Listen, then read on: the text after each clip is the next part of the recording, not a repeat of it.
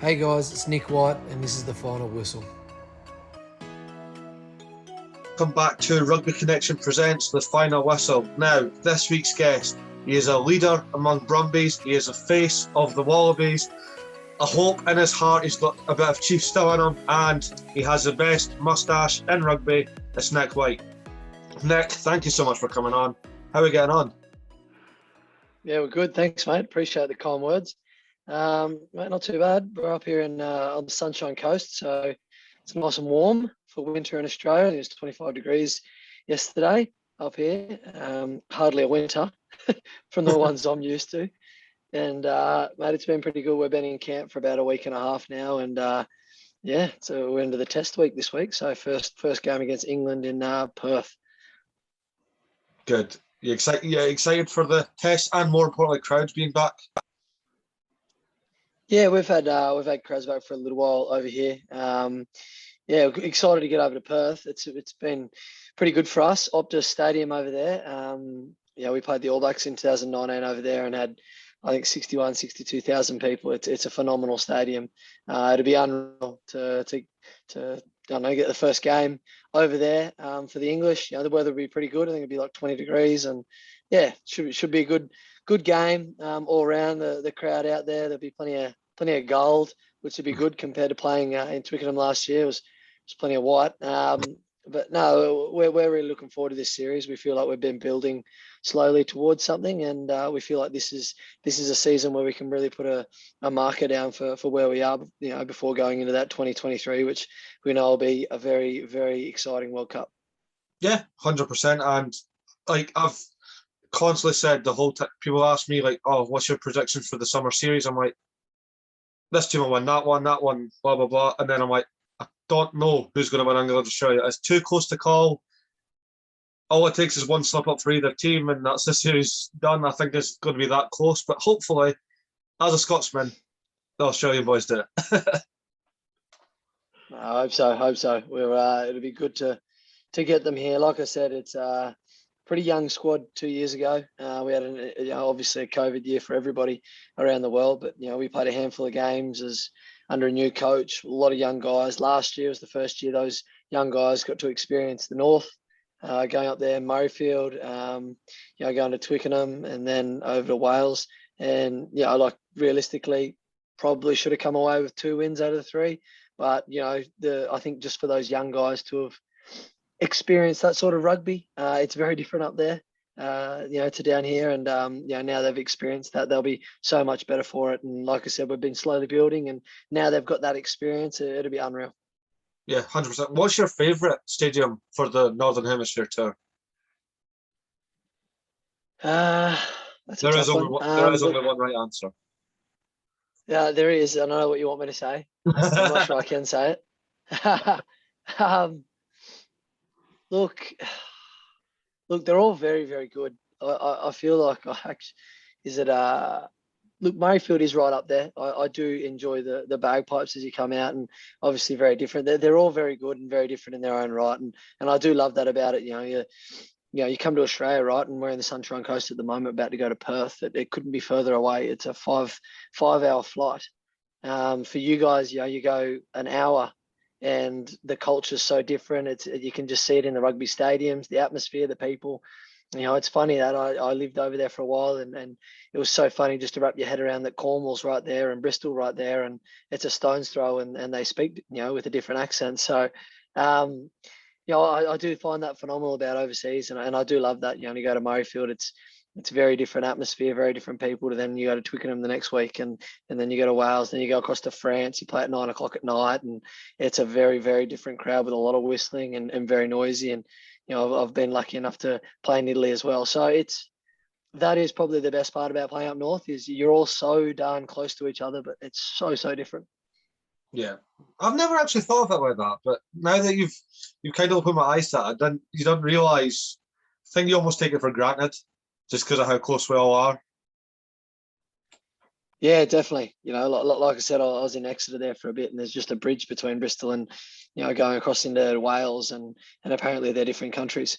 You know what I mean?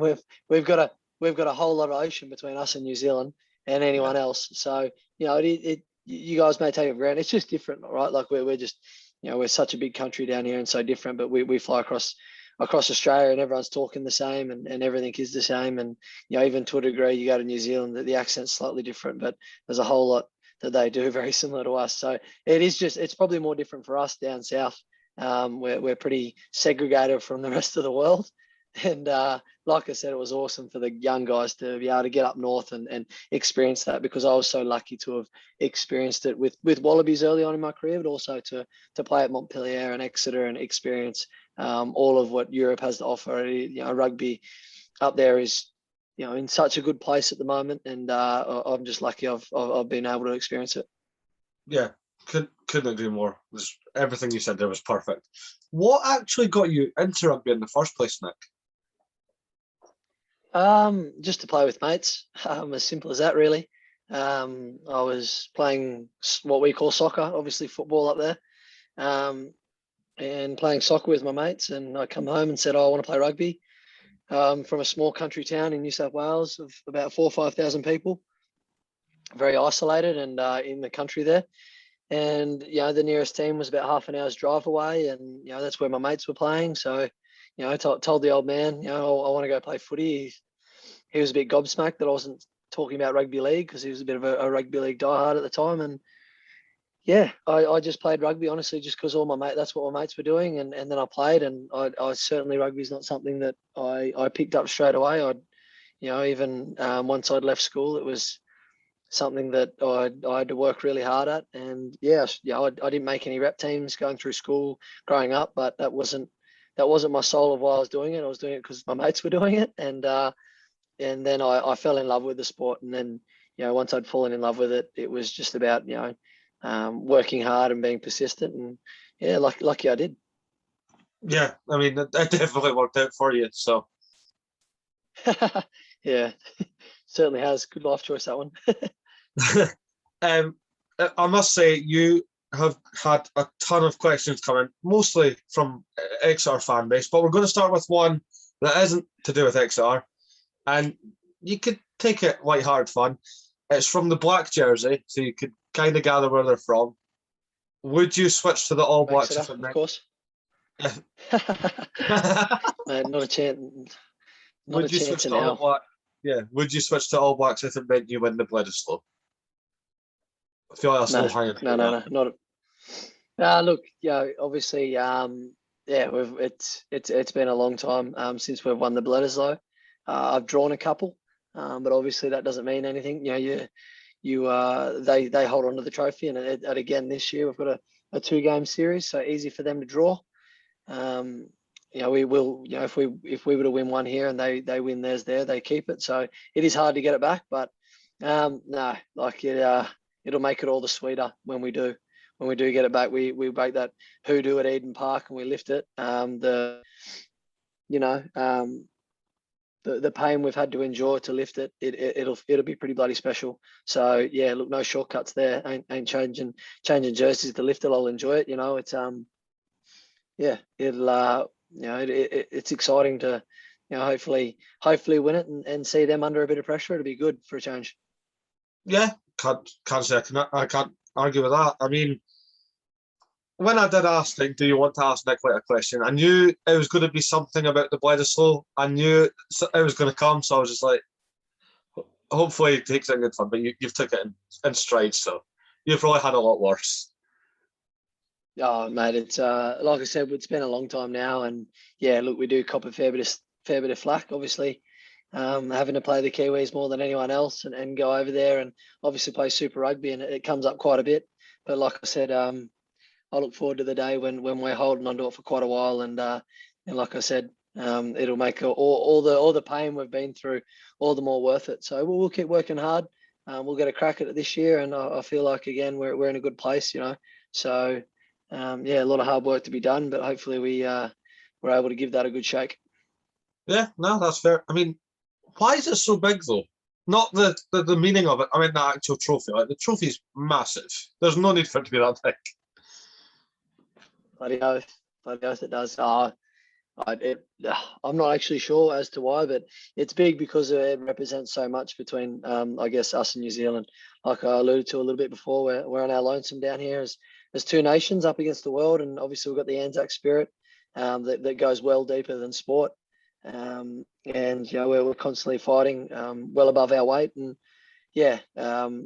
when it comes to that brotherly love that we have, it means a fair bit. So obviously you got the World Cup, but just underneath it is the Bledisloe, and that's why it means so much to the both of us. And look, we've been a bit off the mark for quite a while now. So that's been really hard, if I'm being honest, as a player, to accept. So look, we're looking forward to, I'm a lot of my drive is around trying to affect change, and I think we've got a really good core of young guys coming through that, there can be some really good years ahead. So we're slowly getting there. We've had some good wins, but we haven't won it back. Never say never. And every team is beatable, so it will happen. I hope so. Like I said, it's just about being consistent. For a long time it's been a 3-game series, and at times you'll get 2 games in Australia or 1 there, or 2 games in New Zealand and 1 back here. And unfortunately, that COVID year of 2020, it became a 4-game series, and which was supposed to be our 2 games in Australia versus their 1. And if you remember, we had the draw with them in Wellington, which could have well mean we bring the game back to Australia and play in Sydney and then Brisbane. But then we went to Auckland just because of COVID and trying to get games. And everyone knows now what happened there. And then we lost, and it became again then pretty hard to win it back. So look, now that we've got a good chance this year, 1 game in Melbourne, get a good result, and then everything's there for us to win it in Auckland. But look, we've had some good wins in the past, but we've never been consistent, and that's been the hardest thing as a player. Is like, whilst obviously other teams, they beat the All Blacks once in a blue moon, we're expected to do it every year and a couple of times every year, which is certainly a lot harder than we're coming up against the English this summer, or for our winner, but their summer tour. I think they play the All Blacks once every 4 years. So, and there's some other teams that'll do the same, avoid them at all costs. And you can look at it as a curse that we have to play them 2 or 3 times every year, or as a real blessing. And look, I think it's a real blessing. I consider them the best in the world, and certainly consistently the best over a long period of time. So why wouldn't you want to play them and measure yourself up against them? So, we've had some draws, some wins over recent time against them, but it's now about consistently doing it. And we're starting to change that form in Super Rugby. And like I said, there's a lot of young guys coming through that slowly turning the tide, and we've been working hard. And I think it's now about time to reap some of that reward, and hopefully you'll see a little bit of that this international season. Hopefully kicked off with a good series against the English, and then would love to get my hands on that Bledisloe, because gee whiz, it's been a long time. Yeah, that's fair. And then that's all your success, because we can't have you winning Murrayfield. I love you, Nic, but we can't have it. Look, mate, that'll be coming as well. I feel like we got desperately unlucky up there last year. So, but look, that's the way it goes. But I think we've got the Scots again this year, so that's good, mate. I absolutely love going to Murrayfield and playing against you guys. Just I feel like Scotland's a lot like I said before, like they're a little bit like us. We feel like we're batting well above our average, and you guys are certainly boxing well above your weight as a nation. And look, we've obviously got to play each other, and we love to get a win, but we love to see the Scots do well.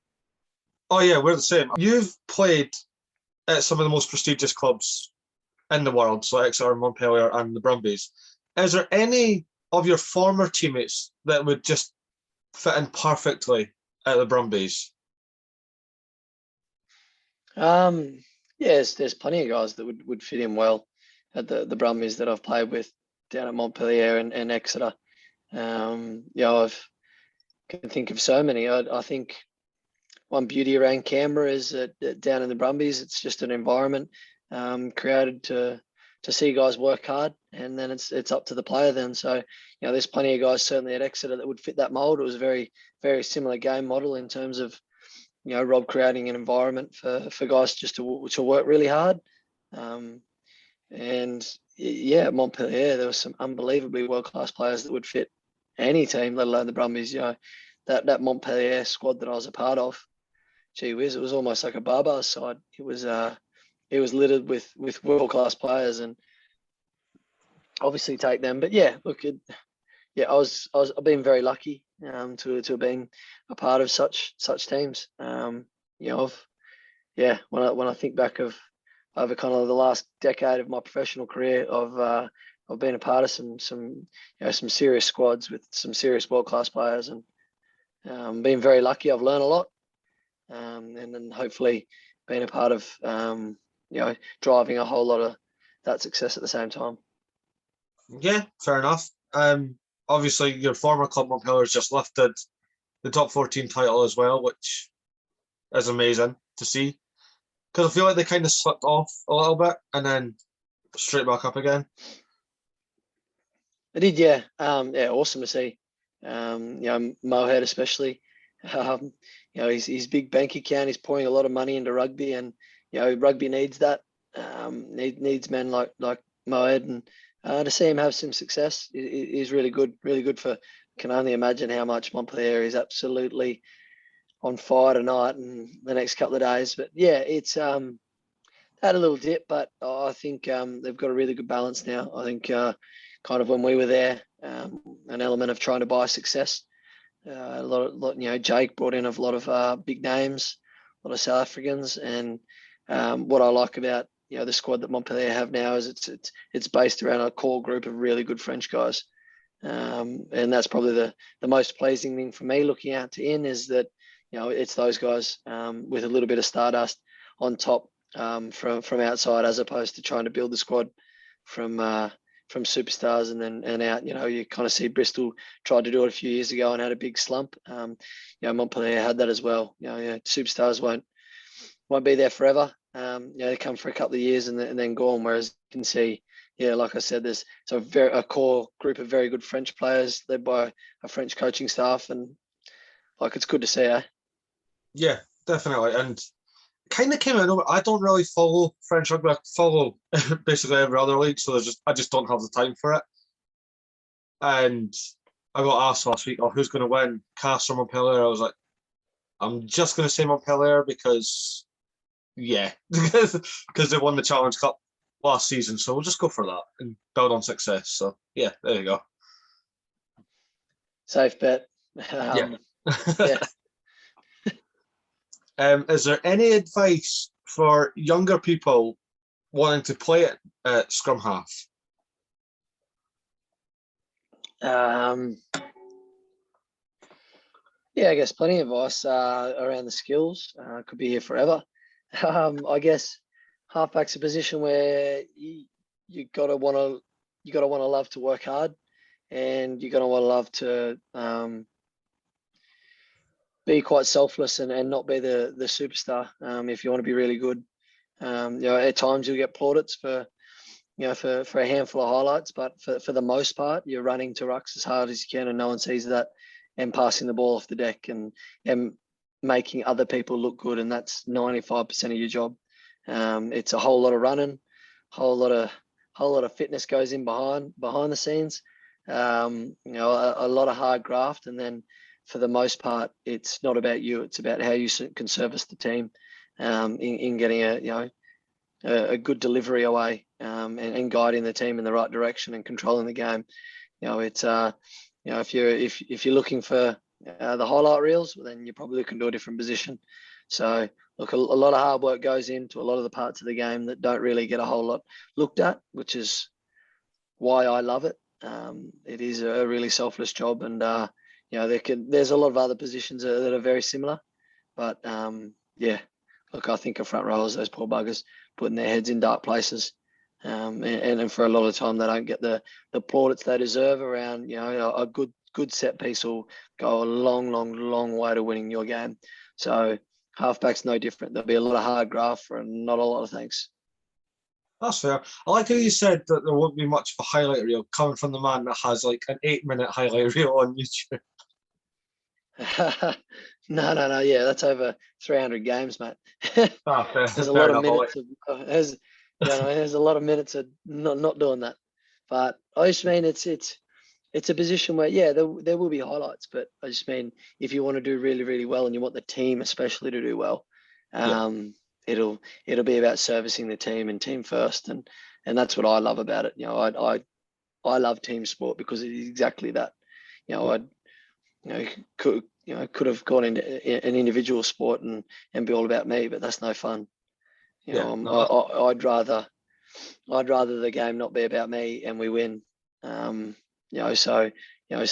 and the really good coaches I've had, they understand that sometimes you'll come off and feel like you've done nothing, and they'll say you've had a bloody cracking game, you've run the rucks really fast, given really good passes and set the team up well. And like I said, that for me is they're my highlights, and I love that. They're the games where I've gotten the rucks really quickly, gotten the ball out and thrown some really good passes.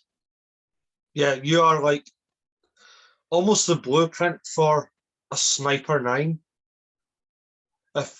Just from how I've watched you play when you're at Exeter, when you're playing in the green and gold, but one thing that you don't get praised for enough, so I'm going to praise you for it because it's my show and I could do what I want, is your defence work.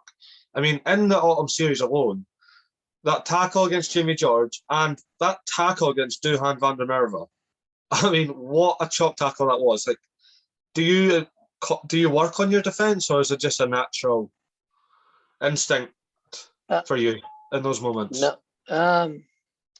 Look, I do have a natural instinct to be quite, and I think everyone can see that, is to be quite an aggressive player. But certainly I do a lot of work on my defence. I've got a contact coach that work quite hard with, and part of my game that it can be a real difference. They say defence wins championships. The attack's pretty and nice, and you certainly need it. But if you can defend well, and if you can certainly have one of the smallest guys on the field being able to hold his own, it goes a long way. Because I certainly know that teams will look to target my area, my channel, as much as possible, and I'd just be letting down the team if you're letting soft meters through that area. So look, I take pride in that. I do think it's an area of my game that is, without sounding arrogant, I think it's one of the better areas of a 9, and it's something I work bloody hard on. But it's they're never dominant tackles, and that's what I'm looking for. But if I can stop guys instantly, I think that helps, because like I said, they'll look to target the smaller guys. Yeah, no, that's fair, and it's not arrogance. You're our guest. We could feel your ego as big as you want on this if you want. There is another bit that I've noticed, and I don't think anyone really talks about it in your game as well, which tells you how well-rounded of a player you are. You've got some hell of a boot on you. I've seen that drop goal that you put up the other day on the socials. Look, obviously kicking, I think, in terms of 9s, I just about every 9 can kick nowadays. Certainly the French 9s, they set the bar pretty high. They're very, very good kickers, good goal kickers. But certainly goal kicking's always been a part of my play. Used to kick goals for the Brumbies. Used to kick long range ones and still do. Although we don't look to kind of hit as many anymore. Hit a couple of 50+ ones when needed to. So look, I think it's an area that I think most 9s can kick these days, but certainly it's an area where I'm very comfortable in kind of controlling a game around the box kicking, and you can see how important it is. You just look at that premiership final, Richard Wigglesworth. Yeah, I thought he was phenomenal in controlling the game, with his boot. So certainly very important, especially at test level. I had to lean on it pretty hard when my days down in Exeter, especially getting through the winter. Certainly a lot of box kicking, and lost. It's never where I want it to be. I think that's the hardest thing. Hearing compliments about some of my skills, it's hard to hear because they're not where I want them to be. So look, I'll keep working. I've added doing restarts to my belt and doing those now and enjoying them. So look, like I said, like when I think of my defence work or on my pass and running game, my kicking, that's they're all good, but they're never where I want them to be. And I'll keep working hard. Hopefully get that little bit more consistent. I love that, and just how modest you are on it. Because I'm like proper, just like, you're good at this, and you're like, I'm okay, honestly. But no, I love that. This is just a little fun one. How do you keep the mustache in top form? I'm not sure I do. It's bloody all over the place at the moment. Look, I trim it quite a bit. It gets pretty tickly on the top lip there, and gets a bit wispy, and it has a mind of its own at times. Look, I'll give it a trim every couple of weeks and make sure it's looking good for the TV when a big game's coming up, like next week. So I'll give it a trim and make sure there's wax in it. But look, other than that, I just need to be careful. There's no food left in there, which happens quite a bit. We actually got asked that. Like, does food ever get stuck in the mustache? It does, yeah, which is okay, because I honestly think this thing here was the best COVID protector. Don't worry about masks. Go and get yourself a mug. There was no COVID. There was no COVID getting in here. Yeah, that's a thick protection there. Yeah, but no, it can be a nuisance at times, but I'll hold on a little bit longer. I'm enjoying it. No, that's fair. There was actually quite a few mustache questions. I had to try and narrow them down because they just kept coming in. So last one on the mustache, I promise. Rob Russell has asked, "Are you doing Movember?" It's hard to do Movember because I'd have to shave it and start again on November 1st. Look, I'll be doing Movember. It'll be a cheat, but like every year, I'll set up a page to create some money. Movember is so important. Yeah. But I won't be shaving it off and starting from fresh right in the middle of hopefully my tour up north. Yeah. But I am doing Movember, but I started about 4.5 years ago. I mean, you could change it up. You don't have to try. You could dye it or something and be very unique. Yeah, okay. I didn't know there were options. Maybe. I don't know. I'm certainly thinking about growing it further out. Just kind of starts on the edge here. I'm thinking about, I don't know if you remember the cricketer David Boone, but he had one going all the way out the sides. And nice. Look, stay tuned. I think I'm going to start looking at that for back end of the year. I think one of my most favourite ones, just because of how simple it was when you think about it, was Josh Strauss with his big beard, and he literally just got a razor right up the middle. I was like, does that count? Yeah, I remember him. I had a full beard in 2012, and I grew it out for as long as I could. Having a challenge with Scott Fardy, and we went over and played the Lions. I got a photo with Josh Strauss. He was my beard inspiration, and very good. Yeah, I mean, he gets called the beard for a reason. Yeah. But no, I'd love to get a picture with you in the November tests after the Scotland Australia game. Win, lose or draw, you're friend of the show, so that's the main thing. Unless you put like 50 on us, then it's a different story. That'd just be revenge for what was it, 16 maybe? I can't remember. I was at Montpellier at the time, so Kepu got a red and you guys put on about 50.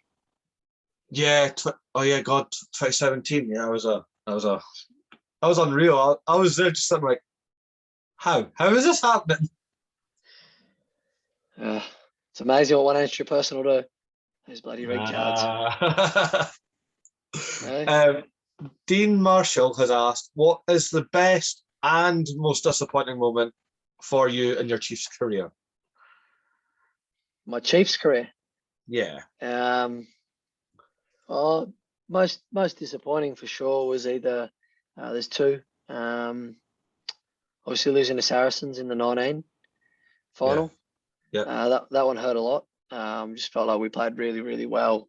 Had an opportunity there to close out the game, and unfortunately we didn't. And then also, I think Munster at Thomond Park, we had another good chance to close out that game in Champions Cup, and Obviously the very next year we did all right. So, all's forgotten. But at the time, that one hurt quite a bit. Just because it's certainly a place I would have liked to have won. It's a pretty famous place. So yeah, those two are probably the most disappointing. Best ones? Oh, there are so many, honestly. I'll just go on field for one. That'll narrow it down a little bit. Okay. Because off field there were plenty. Obviously, very special time for me and my family. I had two boys over there, my first two boys, and they're English boys, both got English passports. But we'll just go on field. I think beating Saracens at home after everything that had happened. Yeah. With the salary cap scandal, and then it had kind of built towards this game at Sandy Park, and it was a big game, and we got it over them. So that was pretty big. I'm trying to think what else. Playing my first game was pretty big as well, for Chiefs. But what else? I think leaving was really hard. That was probably one of the hardest things, just because of the season we were having at the time, and I knew we were going to win.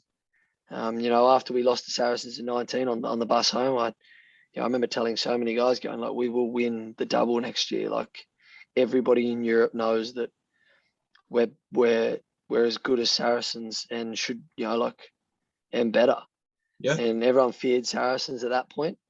In Europe, not for obvious reasons. They won it a couple of times before that, but they were the heavyweights, and I felt like at Twickenham we'd taken it to them and done pretty well. And I was like, let's bank on that reputation. Let's go. And then the following year they did the double, but I had to leave and go back to Australia because COVID hit and missed out, unfortunately, on those last couple of games. But at the time we were undefeated in the pool stages. We were flying in the Prem, nowhere near us, and it's just hard to know that you work so hard towards this amazing season and have to leave it with just a handful of games left. That was pretty hard, but obviously them lifting it and being back home, I remember it like it was yesterday. That was a pretty good feeling, but it was, like I said, it was a phenomenal 3 years for me and my family. Like we absolutely love Exeter. It has a big part in our hearts. Yeah, that's good. I mean, I'm not going to lie. When it came up that you had to go back to Australia, obviously because of COVID, it broke my heart a bit because, I'm a big Chiefs fan, and obviously you were instrumental of that squad, and then you left. I was like, no, why? Why is life so not fair? Yeah, it felt a little bit like that, and certainly plenty of conversations we had in terms of trying to find a way for me to stick around a little bit longer. Unfortunately, we had to play. That was the year we played the All Blacks 4 times, and had to go back to Australia. And the same day the boys won Europe, and I was in New Zealand in Auckland playing the All Blacks. So equally just as important in terms of me personally. But I'll tell you what, you're pulling on some serious heartstrings there, making me choose between a club that has done so much for me personally, and then a chance to lift the Bledisloe for the first time in a bloody long time. So she was tough. Oh, it doesn't sound like the easiest choice. Obviously, you've mentioned that you are a family man. When COVID first happened and you were within camps and you weren't allowed to leave, how difficult was that? Because I couldn't imagine being away from a family for that long. Yeah, look, it is pretty tough. There's certainly times. I got 3 little boys now, and these couple of years coming up, even though COVID's gone, when we're in Australia, again, going back to touching on how big it is, Canberra's a long way away from the Sunshine Coast, probably a good 13-hour drive if you wanted to drive it. And, we're heading to Perth next week, and, nothing's really near Canberra. So I'll spend a good chunk of the international season, on and off, not the whole time, but on and off for close to, 4 or 5 months away from the kids. And that is tough. COVID was pretty similar, just without the little breaks in between. And it certainly was that was a huge appeal of going overseas, spending more time with the family. But now we're back. It's the World Cup's so close. So when it does get tough, and it certainly does, you just remind yourself why you're doing it. And I've worked so hard to put myself in this position, and the World Cup being so close, like it's everything I've ever wanted to be in this position in the Australian team. And it's as hard as it is, and you miss little moments. We're very lucky we've got FaceTime. Yeah. Got things like Zoom. God forbid those poor bastards 20, 30 years ago that have to jump on a ship and go overseas and don't see their family at all and write letters and all this sort of jazz. And so probably longer than 30, 40 years. But yeah, you know what I mean? So like, very fortunate, and try to look at the positive as much as I can, because if you start thinking about the negatives too much, they take up time, right? Like you got two different ways, and which way do you want to? Well, the way that you're going to spend more time is the one you feed. So feed my positive, and how grateful I am for the position I'm in and how hard I've worked for it, and knowing that the boys, when they get a little bit older, look back and be proud of what Dad's done in the Australian jersey. Yeah, couldn't agree more, and well put. Because yes, like you said, COVID sucked and it ruined everything. But because I wasn't away from home, I never got to miss of his first steps, his first words, and all that. It's now it's kind of like a joke now. I'm like, give me peace. But you still you still want every opportunity to do anything with them. So yeah, completely agree with you on that. Just again, a little bit fun one, just to lighten up the mood a little bit. What is your dream halfback pairing? So you're at 9. You could pick a 10 from past and a 10 from present. You don't have to have played with them, just who you really like. All right. Well, present Freddie Burns. Just because of his off-field antics, how good would that be? He's been on fire on the socials. I sent him a text after it. So good to see. Like, I couldn't be happier, honestly. Yeah. For a person for what he's had to go through throughout his career. Just one persistent mofo. So present, there you go, Freddie Burns. Love to play with him. I think he'd be awesome. On field it'd be awesome, but geez, off field it'd be phenomenal. What energy. And then past. Look, bit biased, going to go in my own backyard here, but Stephen Larkham. Nice. Like, I like that. The bloke, just silky, eh? I obviously been coached by him a little bit, and used to always say, even early on, I'd love to have played with him. Just easy to work with. So, very lucky that I'm still will be coached by him in next year, and but tell you what, him in his prime. Again, obviously very biased, but best in the world, best done, hands down. There's some good 10s out there, but a lot of them, like, okay, this is now we're getting into it, right? This is again my biased, but like a lot of 10s, right? They'll always remember, like a lot of the really, really good ones you talk, like Carter, Johnny Wilkinson, goal kickers. Yeah, Bernie, not a goal kicker. Literally, all his highlights were just how good he was as a ball player. Like, so in terms of ball playing ability, I don't think there's any with him. Fair. I'm actually glad that you kind of said Stephen Larkham, because no one talks about him. Like, no one mentions him. They do down here, mate. Yeah. They do down here plenty. No, but I know, and again, it's what you're saying. Like, don't get me wrong, goal kicking is a huge part of the game, so important. Yeah. But a lot of these, like the 10s that they'll say that are the best that ever been, a lot of their big moments were them kicking goals from a sideline. Like, was that them as a 10, or is that them as a goal kicker? Because I don't put them down as the same thing. You can be a winger and a goal kicker. You can be a 9 and a goal kicker. You can be a 15 and a goal kicker. That just made you a very good goal kicker. Were you good at your position? It's different. Oh, you've got me thinking now, Nick. You know what I mean? Yeah, I've never thought of it like that. Yeah. So yeah, again, there's Obviously, very, very biased. I'm Australian. That's all good. There's nothing wrong with a bit of bias. I get slagged for it all the time. Because regardless of who we're playing against, I say Scotland are going to win. They're like, you can't be serious. I'm like, I'm Scottish. I'm going to back the boys, regardless Yep. of who it's against. Even if I think we don't stand a chance, I'm still going to be like, yeah, we're going to win. You, sir, are a supporter, not a fan, and we need you. Thank you. We'll sport through thick and thin, and we love it. Yep. Rugby needs you. Yep. I mean, I've been there for the...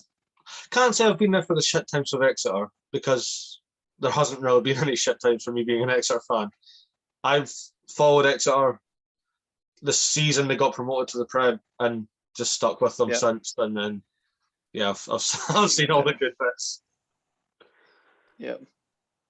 But Edinburgh, like, I've been there when we got beat by teams that now no longer exist, where we were a joke team, and now we're pushing for the title, competing in Europe.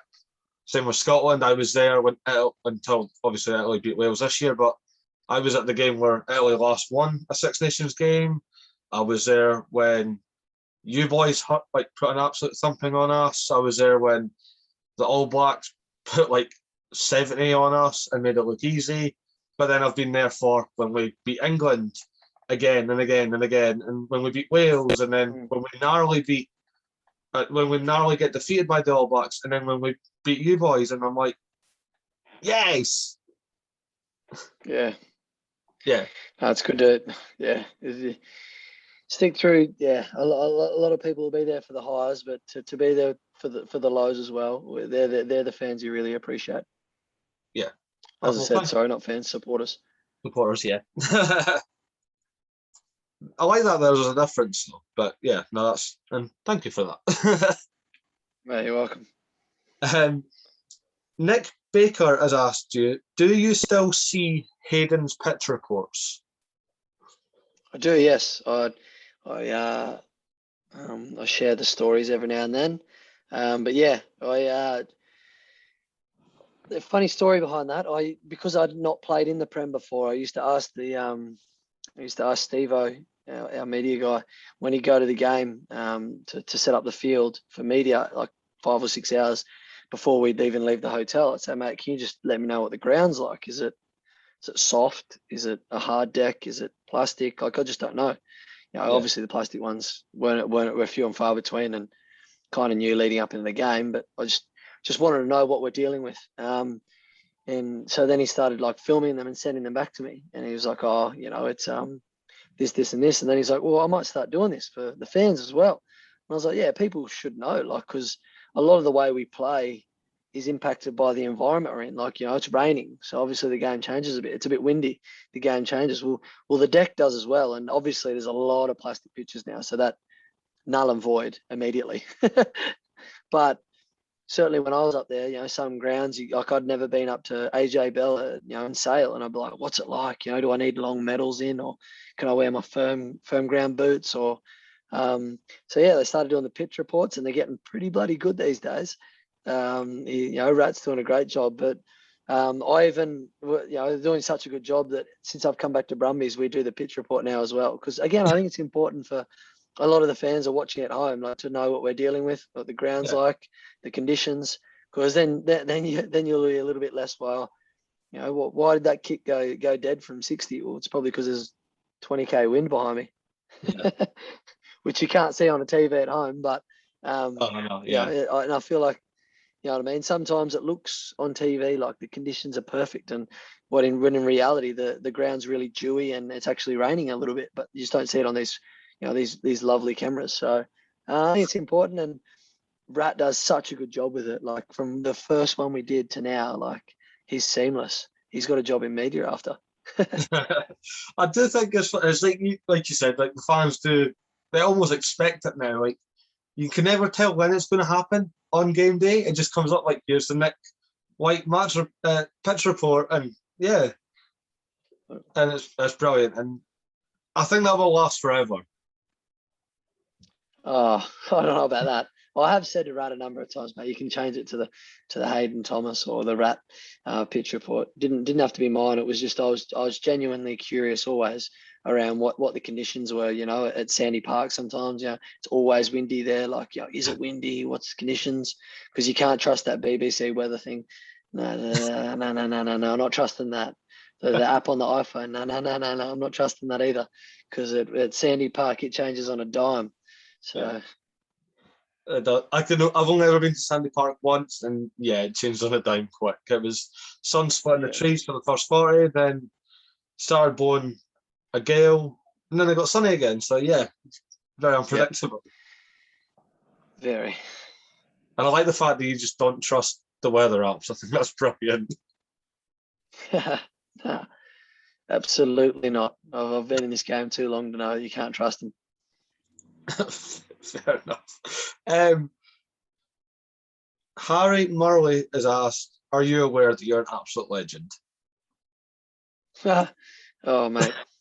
Thank you very much. I appreciate the kind words, but look, I think that's a bit much. I'm doing my best.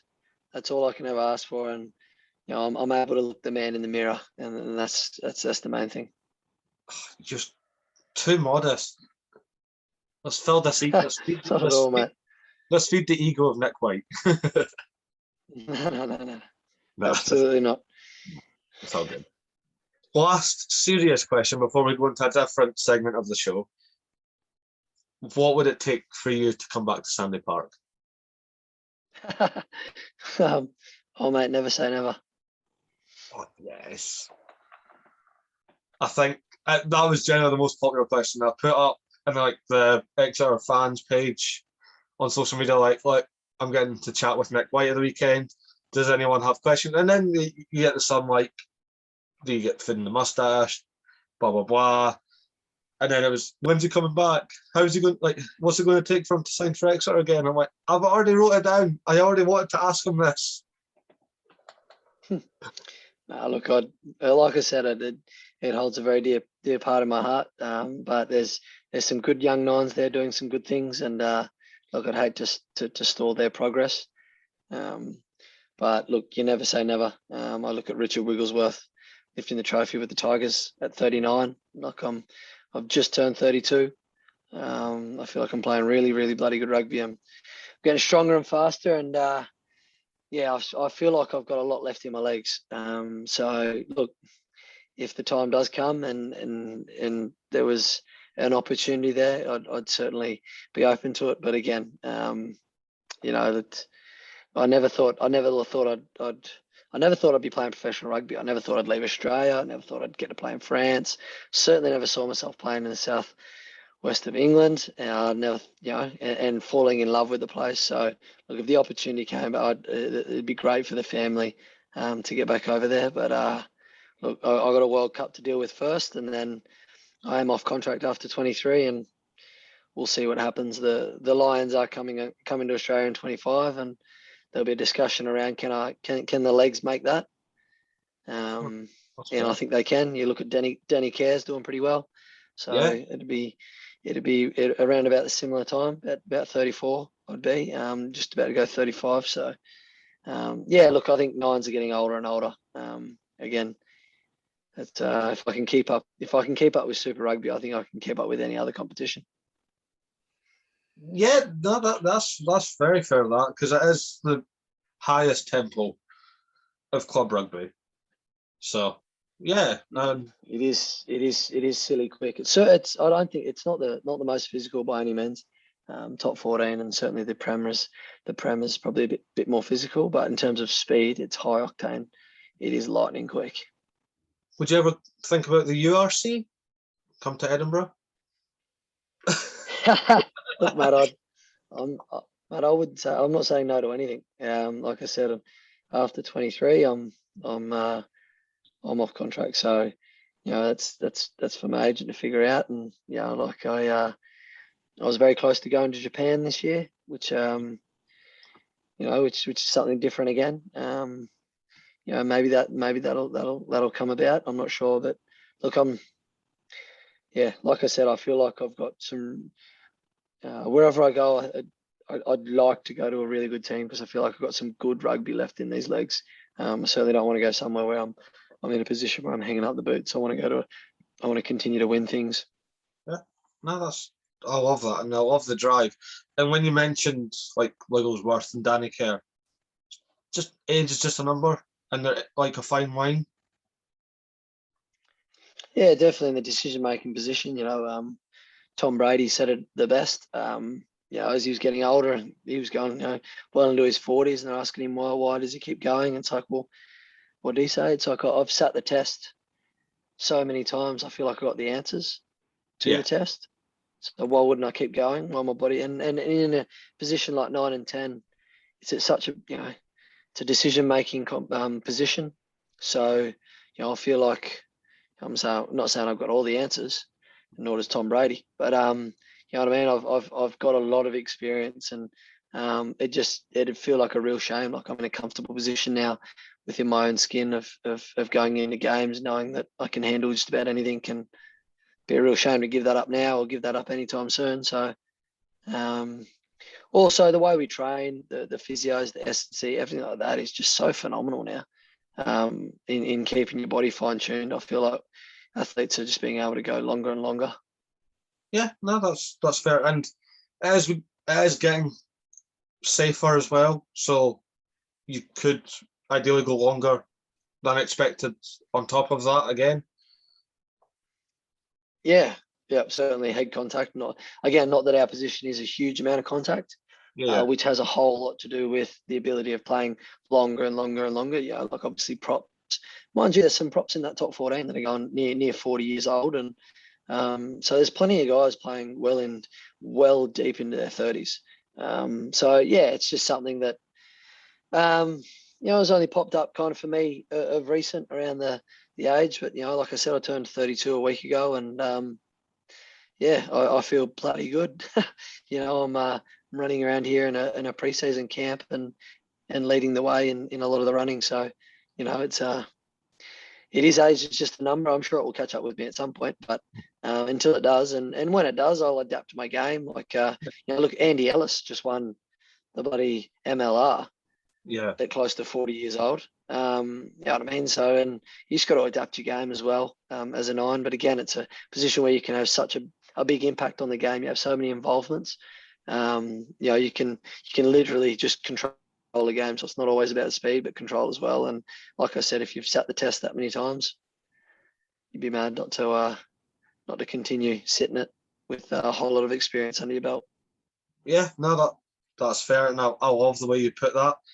Right, so now we get to know Nic White. So it's not really rugby based, it's more just about you as a person.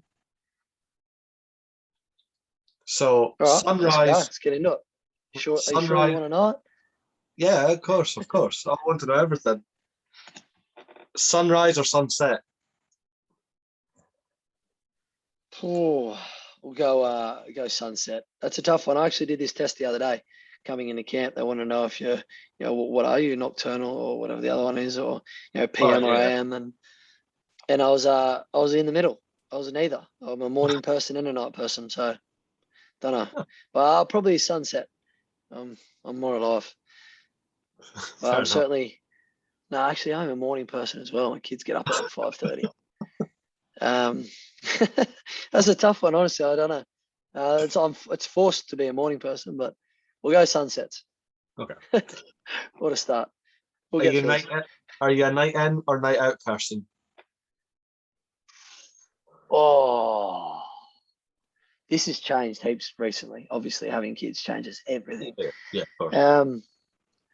Look, I'm a very social person. I'm a night out. Yep. Not a night out. I don't look at it. I hate clubs. Right. Okay. Not a big fan of them. Like to be able to talk to someone. Love that about the UK. They love a pub. Yeah. I like being able to talk to people, sit outside, have a beer, have a chat. Yeah. Not a big into like the doof, which was very French, which I didn't really. And you go into Spain and whatnot, and yeah. Anyway, I love to have a chat. Obviously, look at me go. Yeah. No, that's fair. I'm the same. I don't do nightclubs, but I will sit in a pub chat, have a few until close, basically. Yep. Yeah. Yeah. It's the way to be. Exactly. Post-match drink. Mm. Well, you get sponsored beers. You obviously can't say anything bad about them right now. We're not They're sponsored by lovely. any of them, so crack on. Yeah, no.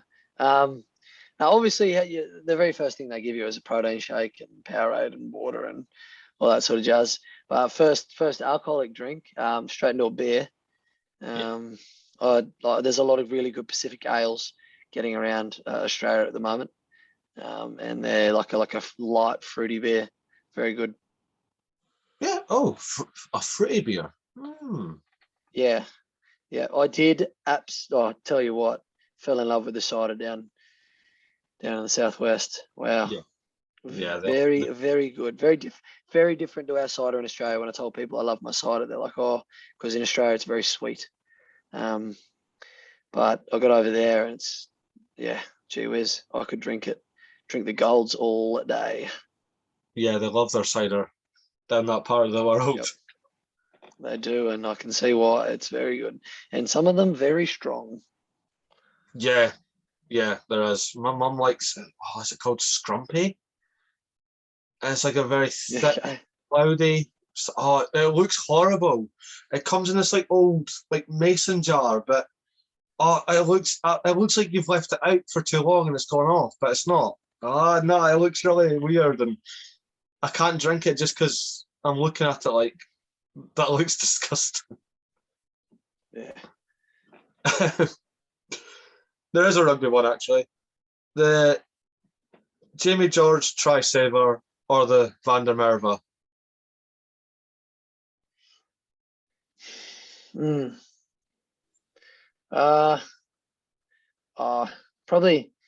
Probably the Van der Merwe one. So we actually played together at Montpellier. Oh shit, yeah. Dwayne, Forgot that. yeah.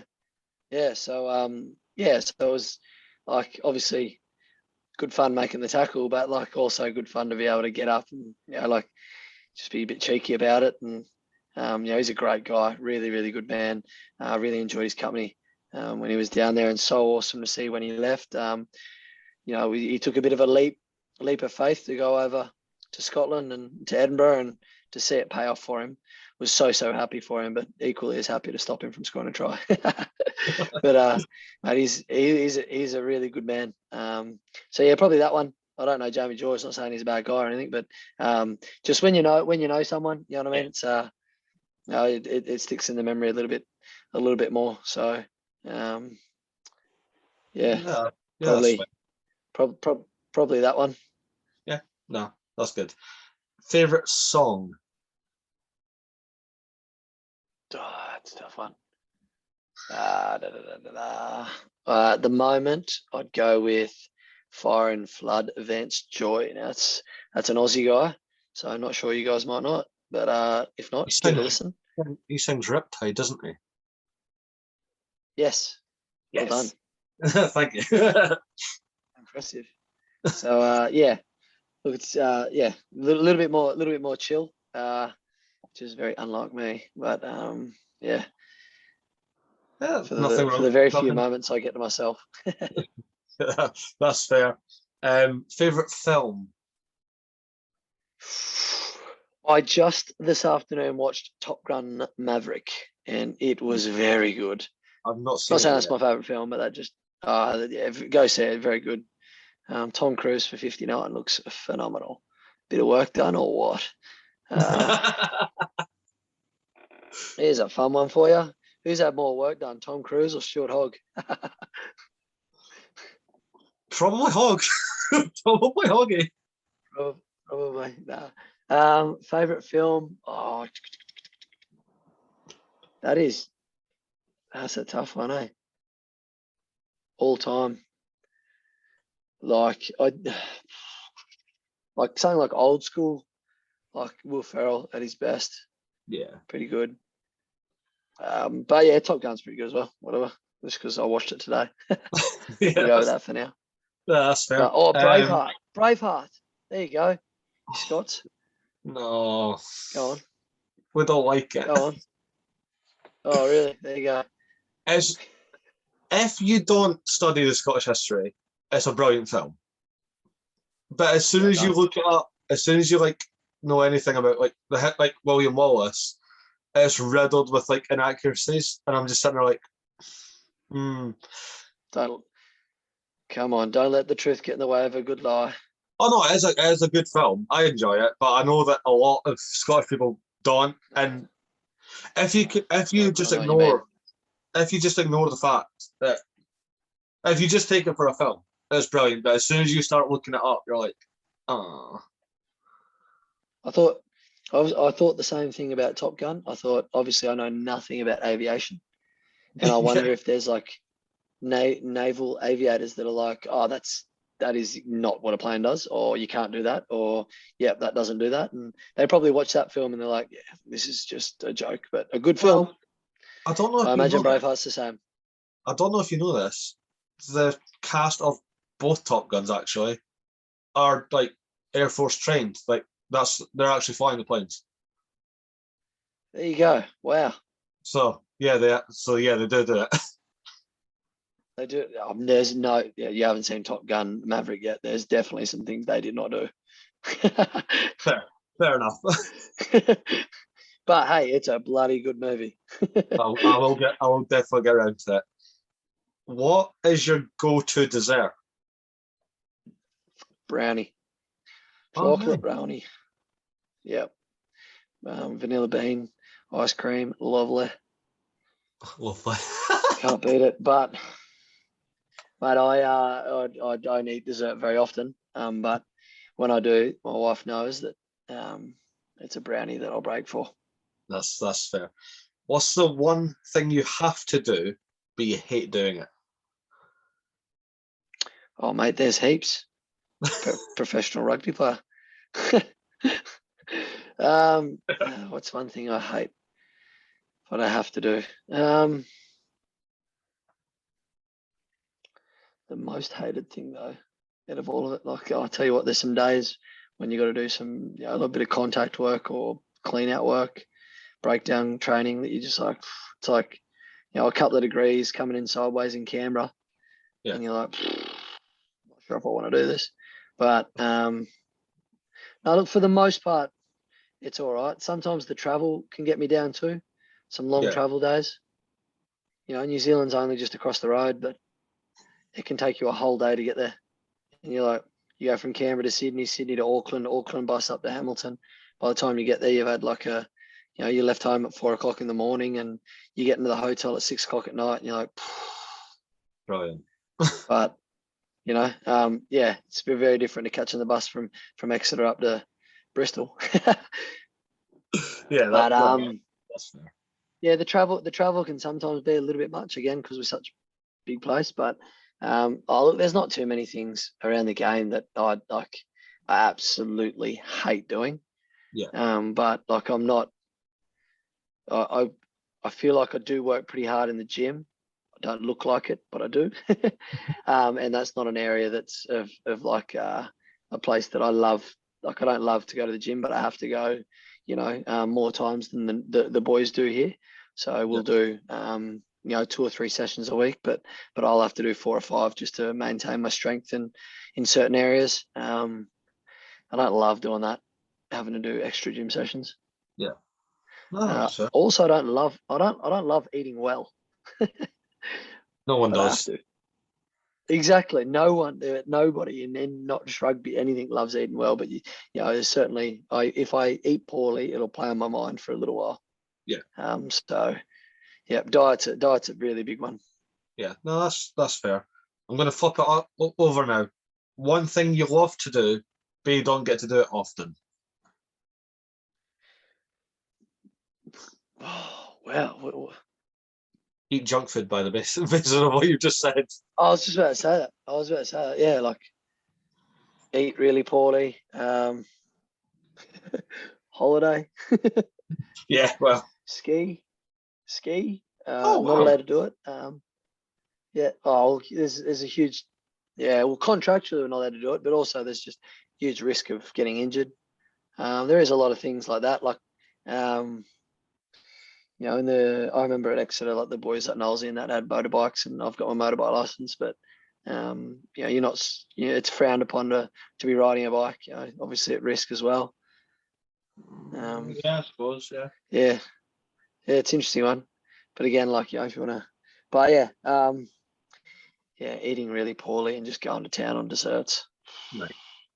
Not Yeah. what I would love to do, but don't get to do is just like not run for like 2 or 3 weeks. I'll do that anyway. Just can't do it. Can't go more than 2 or 3 days without running. No, actually, I love running. I absolutely love it. I do. Sometimes hate starting, but once I start and finish, then I'm like, that was good. Yeah, Worth it. that's fair enough. Do you have a favourite pizza topping? You guys don't have crust pizza over there. Shame. Like Look it up. stuffed crust. So good. Yeah. No. It's a pizza company called Crust, and it's so good. No, I don't have They've that. got peri chicken. Peri chicken is lovely. It's honestly like having Nando's on a pizza. It's like so good. That sounds amazing. Yeah. But if I have to go on, just barbecue meat. Fair. So, does pineapple belong on pizza? Yeah. No, no. Oh no, Nick, you're doing so well. Told you. Are you sure you want to get to know me? Yeah. Right, this is a thing I picked up a few weeks ago. Pineapple on burgers. Yes. No. Yes, mate. That's what the works is. When you go and get a burger, you ask for the works here in Australia. You get beetroot, pineapple, you name it.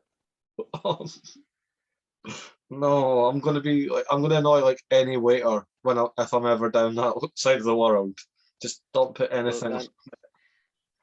No, you got to try it first with an open mind. I'll try it with I'll be open minded and try it, but I'm still saying like. And then when you have it and you're like, oh, actually, you be like, oh wow, I've wasted how many years? It's just because like we've never thought of it over here. As you know, you don't get pineapple on burgers over here. Yeah. I didn't think raw fish and rice would be my go either, but I love that. Thank you, Japan. I was gonna say that's sushi, isn't it? Oh no, I don't do fish, so there you go. it's like my one rule with food. Duck fat. If you had to go at foie gras, I didn't know what it was until I had it in France, and I was like, oh, that's quite tasty. And they're like, you know what that is? That's duck fat. I was like, it's interesting. Very weird delicacies from around the world. There are very many. I didn't. Oh no, that's the lie. I did try snails, but wasn't a huge fan. Is it like what are they called? Mussels or oysters? Look a little bit. Look, they put that much, they put that much stuff on it. You don't really. It's not like you taste snail. They have like all sorts of oils and salts, and you can't really taste anything. You just slurp it in. Yeah, I guess a bit like an oyster. In it goes. No, that just gives me the absolute fear. What's your biggest pet peeve? I've got heaps. With rugby or everything? Rugby. People want to know rugby. I think probably my biggest pet peeve is what's the best way to be concise about this? Like not learning from your mistakes, making the same mistake over and over again. That would be my biggest pet peeve. Also, just not showing effort, like not trying, which again is usually this comes under the same thing of making the same mistake. Like I just as long as you're trying, you'll be okay in my books. Just as long as you're having a crack. But if you look like you're disinterested, not really caring, not having a crack, and making the same mistake over, I just think that's insane. Yeah, no, that's solid one. That. What hobbies do you actually have away from rugby? Oh, geez, raising 3 boys at the moment. Not much else. The golf clubs have been well and truly parked in the garage. Like I said, I'd like to get out on my bike a bit. We're big coffee drinkers over here in Australia. But yeah, at the moment it is literally rugby, and then when I'm not doing rugby, I'm chasing my 3 boys, which is awesome, and I love it. Certainly in an awesome position now where I'm able to have them involved with my rugby life, and then that is so cool. When I'm able to bring them into the club, do a bit of recovery on my day off, and have them in there, do a gym session, and have them, running around, at my feet, and it's good fun. So, yeah, I think anyone who's a parent will fully understand that. Especially with my 4-year-old, I'm just chasing him left, right, and centre. He's getting into sport. He's loving his preschool, getting into it. And the busier he is, the better it is. So Yeah, yeah, I can vouch for that. My 2-year-old, I'm chasing him constantly. yeah, like I've got a 2-year-old as well, 4-year-old and a 2-year-old, and he's full beans too. So like I said, it's good. I've got to keep them busy. We go on a lot of bike rides. I live on the back of a golf course. We're constantly flying around there, and yeah, there's so much to do with kids at that age, especially 2 little boys. So look, it's awesome. They got 35 uncles, right, in the Brumby squad. So Yeah. they walk into the club with bloody like Conor Murray. Yeah. So yeah, he's not there. He understands how rugby works. Like, he loves rugby, but if we take him to like the local sevens tournament, he wants the ball. He can't have the ball. Yeah, that's awesome. So then I get guilt tripped into buying him a ball to keep him happy. So yeah. But this bit's great because he's got in his head that Daddy works rugby. I'm like, I wish I did. I don't get paid for this, unfortunately, but yes, Daddy works rugby. There you go. So I just One say day, that's the dream, eh?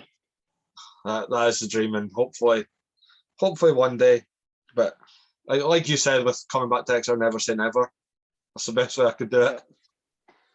Predictions for the England series. It'd be a close one. Obviously, we'd like to think we can go 3-0. I think we've certainly got the squad. We're building towards it, but like it'll be so close. That's all I can say is, but I've got to go in with that mindset, right? Like, Yeah, I've never gone into a game that I think I'll lose, but I genuinely think we've got the team to do it. We've been building towards playing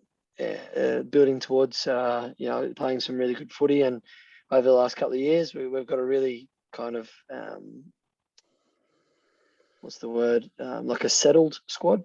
Like, we don't have many new guys in and around the squad. We're a handful, but like not too many. So a lot of the a big section of the squad have been together for 2 to 3 years now, and hopefully you see that hard work and that continuity kind of come out in our rugby. And look, they're coming down here at the end of a long year, so there's no time like now to get them on the hop. So the Perth one will be really tough. Then we go to Brizzy, where it's a real fortress for us, and then finish in Sydney, which again is a really good place for us. So the first one will be Perth, and we'll throw absolutely everything into that one. So at the moment, it's all about just the start. You got to start well, and in that first test, we're going to start well. We get on the board there. It could be really hard for whoever's on the the wrong side, or especially them. I guess if we go to Brizzy, that's a good place for us. It's been a very good hunting ground, like even against the All Blacks. So, I think this first test will be a really important one. Yeah, no, that's fair. It's going to be an absolute barnstormer of a series. So, but fingers crossed. This one, I feel like you're just going to say none of them, but I've wrote it down as well. Anyway, just because I know that you have more than one.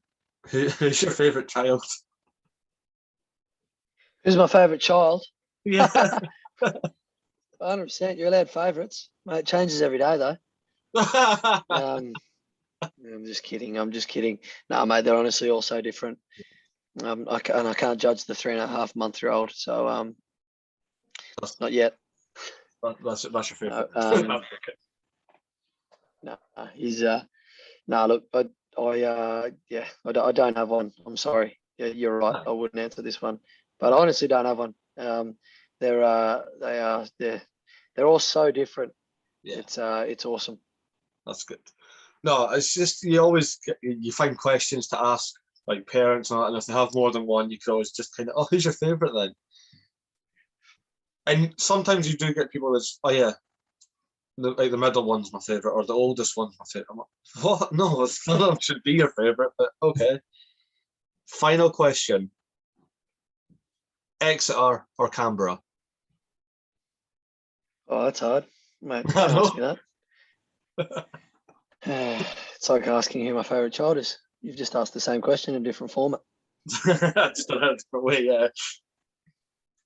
I mean, you can pick Montpellier as a safe answer. What I do say to people, because obviously some guys will come up and say you're a bit of a club slut. You've been around. I say no. I've only got one. I've only got one club Per country. at each exactly in each competition. So yeah. top 14, Montpellier, the Prem, Exeter, Super Rugby, the Brumbies. Yeah. I don't have a URC team, but Edinburgh. But if I got to choose one, I'd choose Edinburgh. I said I don't want to choose. No, that's fair. Oh, yes. Just stick with the E's. That's the running joke with me, because I'm an Edinburgh and Exeter fan. Like, do you just like teams that start with E? I'm like, yeah, sure. Brumbies, yeah. Brumbies, yeah. And I've had they're E's. You're my second Brumby. First active Brumby, but yeah. Who else did you have? We had Mac Hansen on just as he signed for Connaught. Good man, Mac. Bit loose. Good man. Very loose.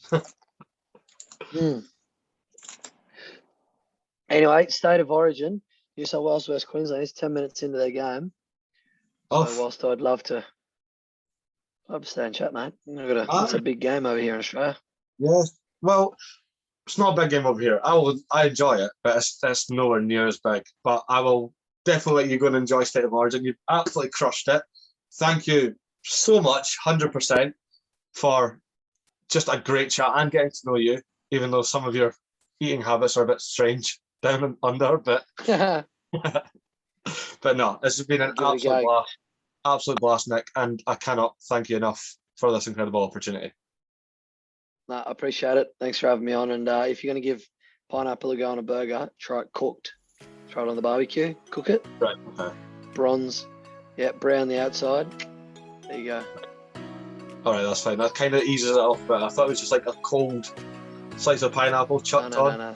Right, okay. No. You don't just go cold. Or some people might, but no. You cook it. Cook it. Okay. I'll take that in mind. But this has been the final whistle with Nic White, and we will see you next time.